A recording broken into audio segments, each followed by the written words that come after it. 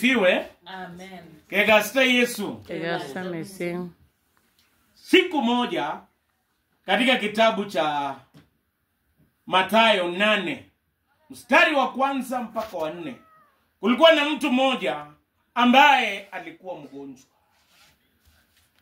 Yeye alipokuwa mgonjwa akachoka kukaa na wengine, akasema nahitaji uponyaji, na yeye akaamua kumwendea Yesu Kristo.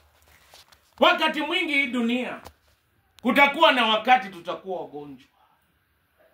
Je, ukiwa mgonjwa unamwendea nani? Huyu mtu ingawa alikuwa na ugonjwa wa ukoma, lakini akasema mimi nitamwendea Yesu Kristo. Kwa nini alimwendea Yesu? Yesu peke yake ndiye mponyaji. Madaktari wanatibu, lakini Yesu anaponya. Amen. Hata sisi wakati tuko wadhaifu ni vizuri tumwendee Yesu. Yeye akapiga hatua, akaenda kwa Yesu na akamwambia Yesu chenye inamsumbua. Akasema, mwalimu, ungependa ungeniguza na ningepona. Wakati sisi ni wadhaifu, tumwambie Yesu atuguze, na yeye akituguza anatuponya. Amen. Akauliza Yesu kama ungependa, kwa sababu alijua ya kwamba Yesu ana neema, na yeye akituguza anatuponya kabisa. Nataka niwaambie wapendwa, wakati Yesu anaguza mtu anamponya. Haijalishi ugonjwa ni mgani, Yesu ni mponya.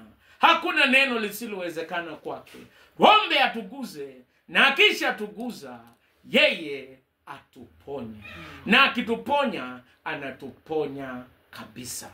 Biblia inasema ya kwamba Yesu akamguza na yeye akapona. Na Yesu akamwambia, nenda ujioneshe kwa makuhani, kwa kuhani, na utoe sadaka ile ya shukrani. Mimi najua chenye Mungu atafanya.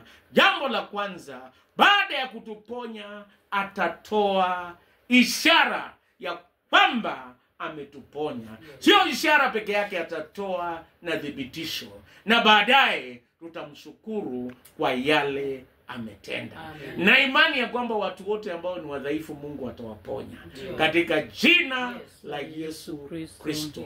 Yeye atatuguza kwa rehema. Jambo la pili, atatuguza kwa nguvu zake. Jambo la tatu, atatuguza pahali ambapo sisi ni wagonjwa. Na baada ya kutuguza hatutakuwa wagonjwa tena.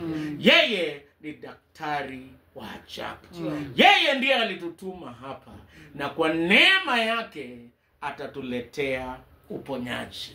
Yeye akisha tuponya tutashuhudia ya kwamba yeye ni mponyaji. Hakuna neno lisilowezekana kwake. Mungu wa amani awe pamoja nanyi. Amen. Na tuombe.